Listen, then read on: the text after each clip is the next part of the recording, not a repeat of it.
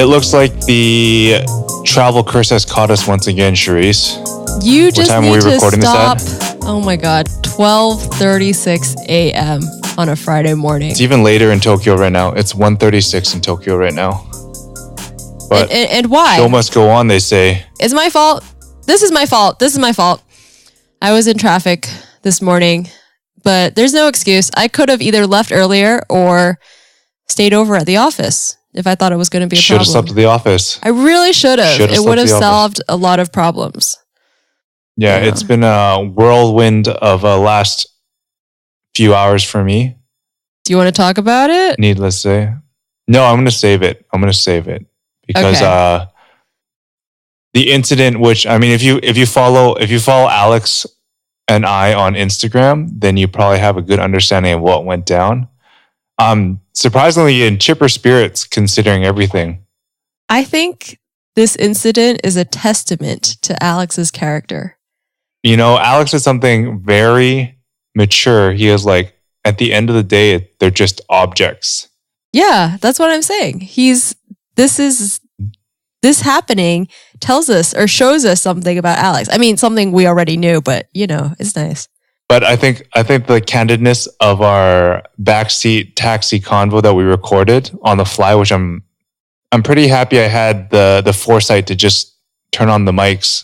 I think you should just start recording all of the conversations you're in.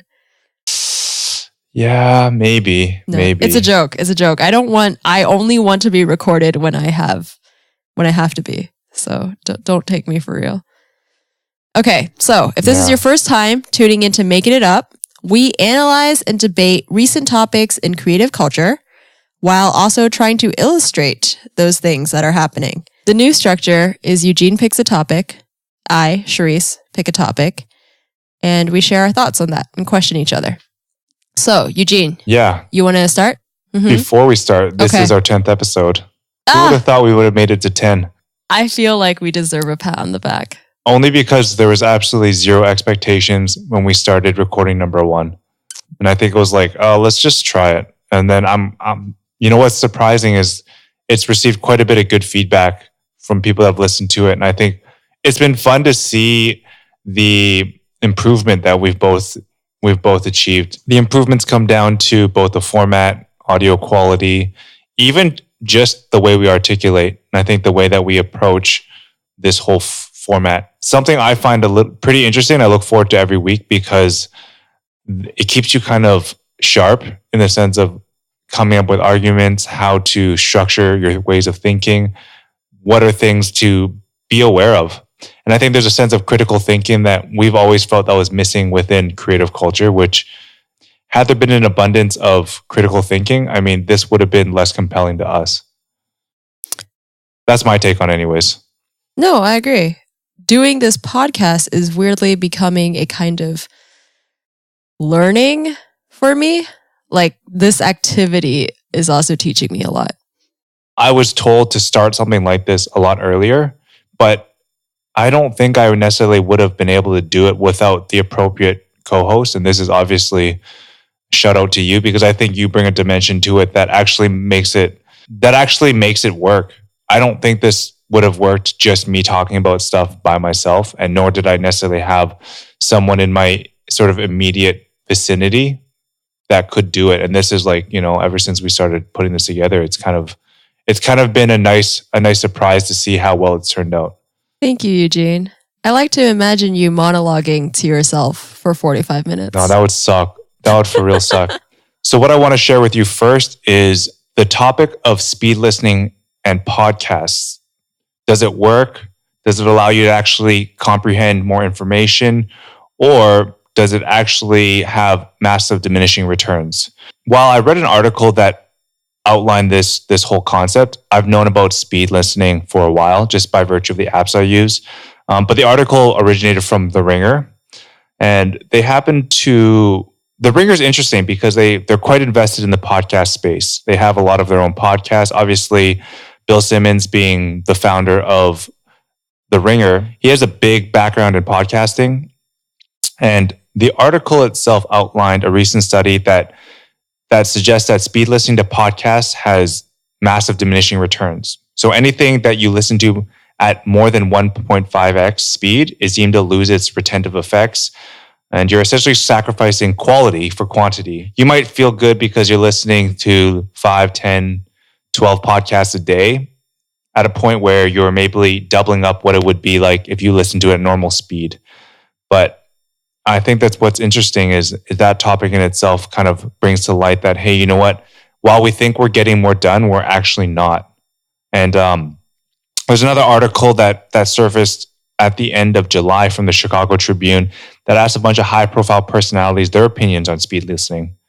These people that represented some of the who's who of the podcasting world all had their insights into it. And I think that was interesting is that a lot of people weren't necessarily against speed listening. I'll share this in the show notes, but for the most part, I think the general consensus was that if you're going to listen to an interview, something very conversational, the act of speeding it up isn't really all that big of a deal. I think people that are a bit more artistic in their craft and are very deliberate with the sound design, the sound effects, the pauses, all that stuff. And I think to an extent, you could equate that with a lot of our MAEKAN stories, not necessarily Making It Up, the podcast, but a lot of our audio stories where there's a lot of deliberation over, maybe that pause should be an extra second and a half, for dramatic effect.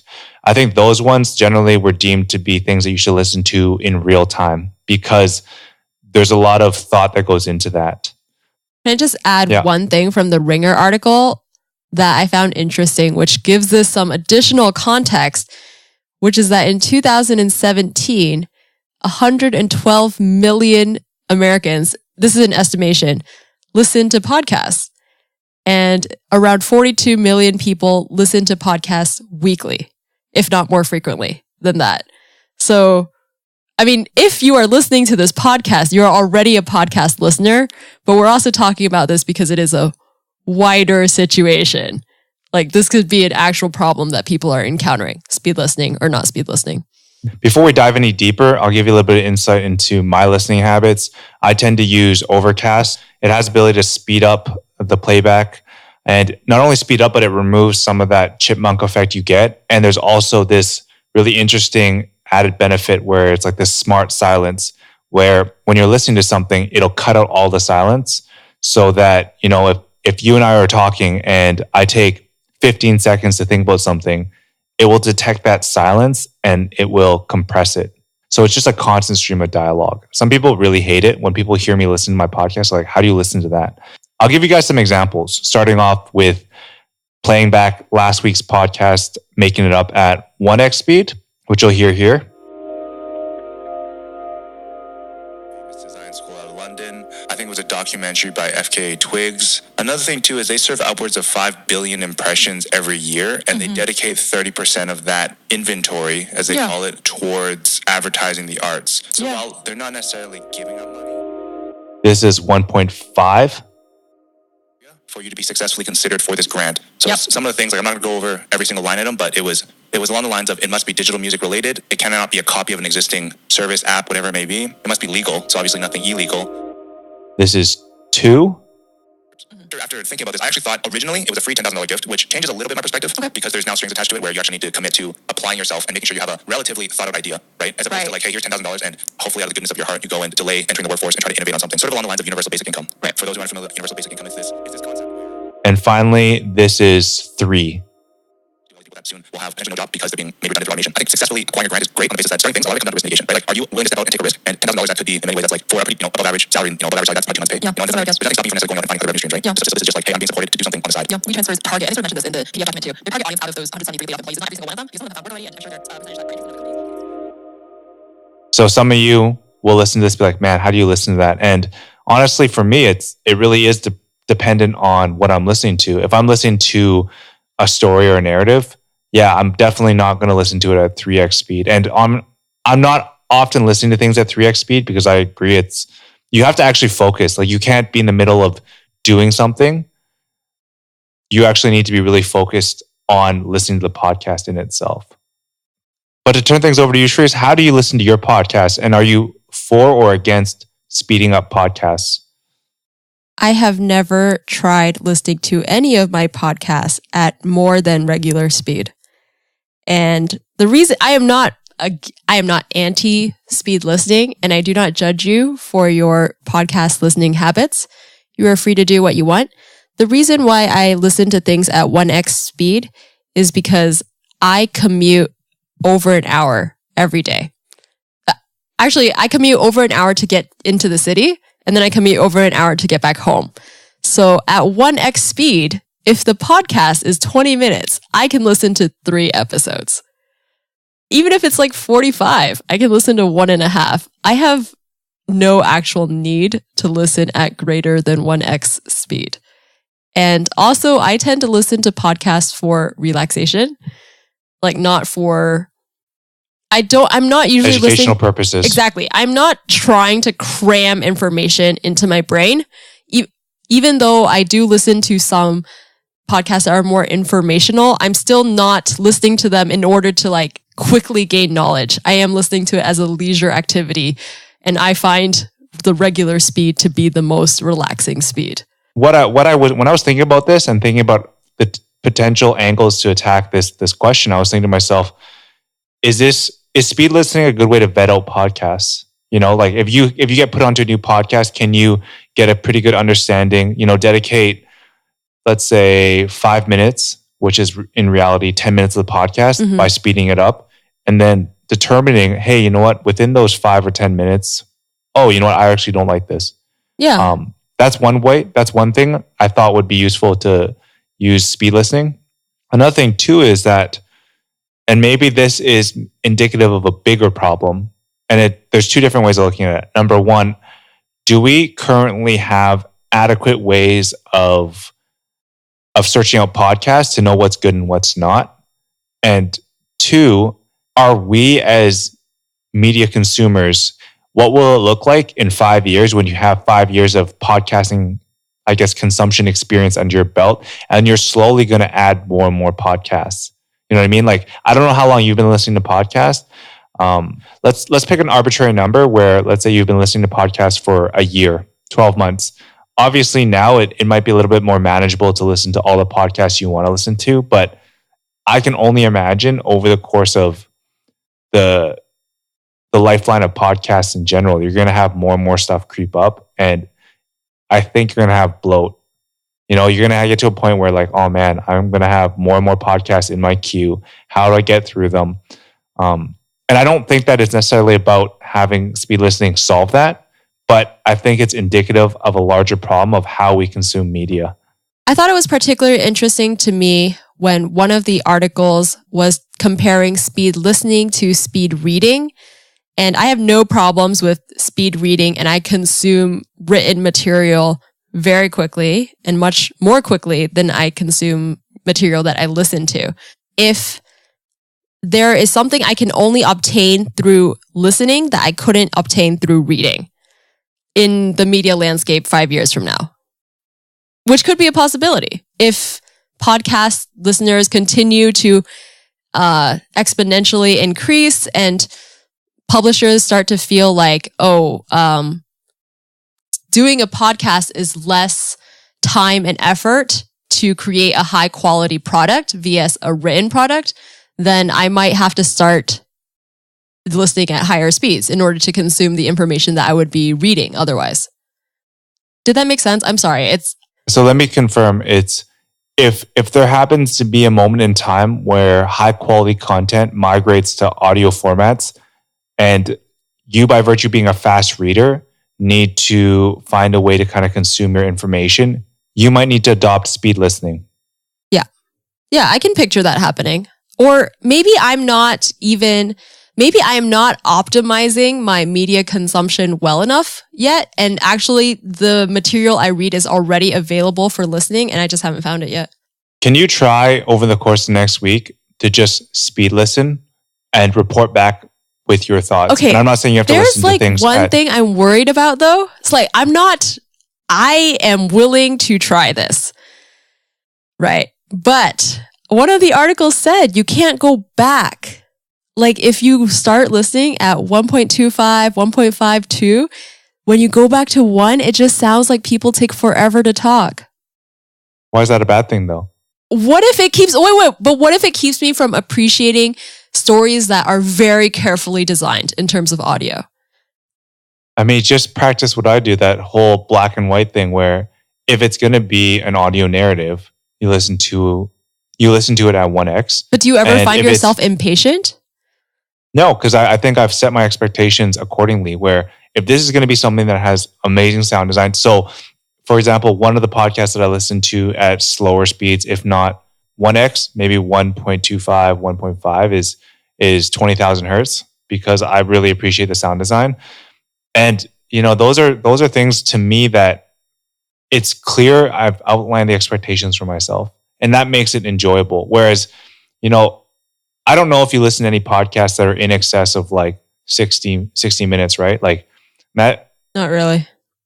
Yeah. Like I think that maybe is another difference. If you start having these like Joe Rogan or these Bill Simmons podcasts that start creeping into the 80-minute range or beyond, you're like, man, this is a lot of time to spend on this one topic, where at that point in time, like, it's not that it's bad. It's just like, I think I can accelerate how I'm processing the information. It's and true. Part of it's training yourself. That's why I think that speed listening is just a way for us to improve on how we process digital information or information in general. Like, I don't think it should be ever looked upon as a bad thing in any capacity. It's kind of like, is it bad for you to be able to do your multiplication table faster? But that's probably the worst, most Asian example I could give, but I don't see any downfall in that. But don't you think that Elphic's feelings would be really hurt hearing you say this? No, because that goes back into my whole thing. But what if people do listen to the MAEKAN audio stories at 2x? Because you just said, whatever works for you is the way you should do it. I mean, I think there's a way that you can suggest how something's listened to. And I think it's like building in those moments. Hey, this is a piece of content that you should listen to under these conditions, because it might create the best experience. But at the end of the day, like, I'm more than happy you're listening to it, more so than you're trying to figure out, is this compromising the artistic intent of this if I'm listening to it at 2x speed? That's a non-issue to me. Okay, so I have not done extensive speed listening, so I can't say what the effect on your ears is. But I also think the reason why speed reading is more acceptable than speed listening is because generally people think that speed listening sounds bad. Like, even when it's just people talking, like me and you. Sped up 2 times, we sound like chipmunks, like you said, or Animaniacs. No. If it's done properly, they can actually control the pitch and whatnot. So you actually don't have that chipmunk effect. Well, it's not that strong anyways. But, I mean, you become desensitized to it. So I think this is that's a great argument for speed listening. After a while, you become numb to the bad sounds in your ear. Well, it just doesn't sound bad to me anymore. Alex Bloomberg, the founder of Gimlet Media, in the Chicago Tribune article, he made the point that if we've ever heard something in a podcast that totally floored us, like we listened and we're like, oh yeah, like had a light bulb moment, it was probably on regular speed. And so that's an argument for like the effect of something on regular speed is stronger. I'm trying to think of the last time I had that moment. Maybe it doesn't happen to you because you only listen on 2x. Tell you what, let's do this. For the next week, I'll listen to everything at 1x speed, and you have to listen to everything at 2x speed. For the next week? And then we'll come back. Yeah, for the next week. Do we have to listen to like a set number of podcasts? Because I could just cheat and listen to. Yeah, do your regular podcast diet. We'll update everyone in a week on how this experiment went. Do I sound reluctant? Okay. I didn't mean to. I am so excited. Yeah, just try it out and then report back.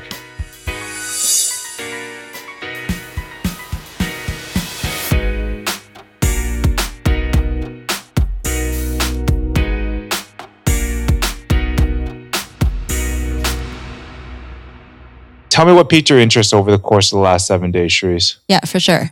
So the New York Times did an article on how memes are more than for entertainment, and they're being financially supported by political parties. It's no surprise that political parties give money to advertising and other media distributors that you might not expect, because this is not something that people want to know, right? Like that specific political parties are using dollars to influence what we're consuming, but that's the reality. What's different, I guess, like what the shift is that they are looking into quote unquote viral media because they've suddenly seen the light of how things on the internet are more shareable. So some parties, like some, I don't know what to call them, media distributors that have come up are... I think it's more than accurate to call them a media company. It's just they specialize. Just like you have a media company that specializes in podcasts, you have a media company that specializes in memes. It's just so funny to call them media companies because like the New York Times is a media company, and I'm about to tell you that Occupy Democrats, the other 98%, and Milo Inc. are also media companies. But so be it. Okay. And they open Facebook pages, Instagram accounts, Twitter accounts, whatever it is, in order to try and propagate political ideas in the form of memes that could potentially reach millions of people if it catches on. Why did this end up being your topic of the week? A meme is not a thing that is created in a manner that is fair or moderate. Like Can you give me an example? If you or I were trying to make a meme, you would try to make it as extreme as possible in order to make it shareable, because that's the kind of stuff that is shareable. Like it has to be really funny or really crude or just has a large emotional impact. And things that are large emotional impacts are not moderate. So that makes me worried. That by going into memification, you know, these political parties are pushing us increasingly towards not giving our time to fair, considered content. Do you think memes versus fake news should be assessed differently? Because I think with memes, there's a sense of like, there's a comedic effect in play, right? Whereas fake news is obviously things that could be very serious. They're just twisted and manipulated a certain way. Right. Do you view them similarly or in a different light? I view them differently. You asked me for an example while I was going on my tangent about why memes are bad. One example from the New York Times website that is an image from Milo Inc. shows Donald Trump on the left and then Ellen from the Ellen Show on the right. The text below the two portraits reads, "Sir, I do not want to be on your show." So the joke here, supposed joke here, is that Donald is calling Ellen sir. Literally, that's the entire joke. I'm not saying it's funny. I'm just explaining why they would think this is a meme. It's not fake news because it's not even news. It's a fabrication of popular figures. And then fake news would be something that you were genuinely trying to pass off as what happened, right? Like even Milo Inc. is not trying to pass this off as something that actually happened. It's just making fun of Ellen. I think that's the difference. And I can see the difference. I think both are harmful, but in different ways. I actually think that this investment in these meme companies is perhaps overstated or blown out of proportion. I think it's interesting that the money is flowing there, but the reality of it is, and you can push back on this, do you think a meme is really going to sway someone and their political agenda? If not, I'm honestly of the belief that I don't think a meme is necessarily going to push you either or. You know, it's literally something that keeps you entertained. And I think there's the underlying motive here is creating these broad and massive, wide sweeping political followings as a financial vehicle for other things, especially based on the way the algorithm works on a lot of the places these things appear. Maybe not Twitter because the algorithm's a little bit different, but in general, it's going to be within the filter bubble anyways. So it doesn't really have it's being weaponized, but not really. I think it's blown out of proportion. I do think that the Times article is a little bit weak on examples of big donors that are investing in these small media companies. So no, I think you're right. Like, I don't think there's that much money going in, though any amount of money is still concerning to me. I think the negative effect is that this is yet another tool for parties to become increasingly divisive. This might actually be a symptom more than a cause. Like, is a symptom of a culture that is increasingly divided into hard lines. It's very hard. It's difficult for people to have a variety of views. And it has to be, if you're liberal, you think this. If you're conservative, you think XYZ. And these memes just sort of solidify that. It's a way to rally like-minded people increasingly in the same group. Maybe that's what makes me uncomfortable, is seeing how far we've come in culture, like how far away we've come from having fair conversations where we can disagree with one another, that we are making memes that will only ever get shared to people who think the same as you. Yeah, it's funny. And you can laugh over the same dumb jokes. Yeah, you go ahead. It's really funny you bring this up, because when I was deliberating over my topic, the other choice I wanted to highlight, my other choice for my topic, was the one that spoke about our inability to challenge one another based off our thoughts. So it's like, if you don't fall within a certain opinion, then you're immediately tossed off to the side, or you're immediately called out. And we don't really have an opportunity to dialogue over these differences of opinions. You know, as you mentioned, like, I think there's a very black and white way of looking at things, and there's nothing in between. And the in between, I think, is what's most fascinating, because the in between is the area, I feel, where people can step up to the plate and be challenged in their thoughts under the assumption that they don't necessarily know if they're right or wrong, if it's even open for discussion. Because anytime you enter that gray area, it feels as though you're giving up perspective or control, right? You're kind of seen as being weak because you don't know exactly what you stand for. I don't think the world is so simple that you can see things lined up one after another in a very concise way. There's going to be things that are really messy that we sometimes want to work through, you know, and this ties a little bit into that whole sort of Google rant that someone put out, and he got in a lot of trouble for it. He was calling out, you know, the biological differences between women engineers and male engineers. And I'm not going to go too much into it. I'll share it in the show notes. The interesting takeaway was that if you don't have an opinion that aligns with what other people, like the popular opinion is, immediately you get chastised, and you can't even enter a point of discussion. And maybe the guy who put out this rant was potentially not communicating in the right way, but obviously he felt a certain way about it. But is it possible for us to talk about it? Maybe bring to light some of the things you're thinking and help them understand, and or help people around them understand. I understand what you're saying about the Google manifesto.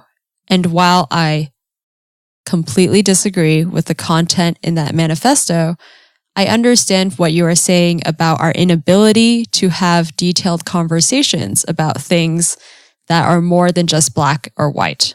Regarding the Google manifesto, it should never even have been written or distributed. But perhaps the author did not know the right way to have a fair, civilized conversation about it with people that he felt like would listen and give feedback. And by putting it out there in such a public way, the only effect is to bring people who are on your side closer to your side and alienate people who are not on your side. It's really hard when something comes out like this for me or for you to talk about it in a way that's not just like, oh, I'm for what he said or against what he said, but like there was maybe this tiny inkling of a point, or maybe we all need to just sit down in a room together and have a discussion rather than being like, I never want to talk to tech bros again. Like that's not very helpful either, right? It's relevant because it's on the wider topic of people having to side with one thing or another. Yeah. Like we fall into categories now. And then you assume that that category means that you believe a certain thing. And there's no gradient, right? I mean, I think us having this podcast is a good reaction to this culture. Like you and I taking the time to challenge one another, to have honest opinions and be willing to be wrong is a step in the right direction. To tie it all together, when it comes to thinking and how we approach philosophy, it's like, it's very black or white. There's no gradient. In this day and age, one of the worst things someone can call you is a hypocrite, perhaps. That lends itself to problematic things because we feel we need to take hard stances on everything. Mm-hmm. And that we can't change it and that we can't be wrong. Like we can't change our mind again. I think it's a combination of needing to project a sense of perfection alongside with the need for us to just generally be understood. Once you start having different ways of looking at different things, I think it becomes very messy. And there's a way that people are approaching, the world around them in these absolutes that might make life a little easier. But the reality of it is like, things don't always operate like that, right? I always question myself. I'm like, man, does my agenda line up in every single capacity? Let's just make this up, right? Is the way I look at job creation the same as I look at taxation, the same I look at social benefits, the way I look at, I don't know, art and culture? Like, I feel there's definitely things pulled from different parts of the political spectrum. And I find that fascinating because I think there's different solutions for different problems.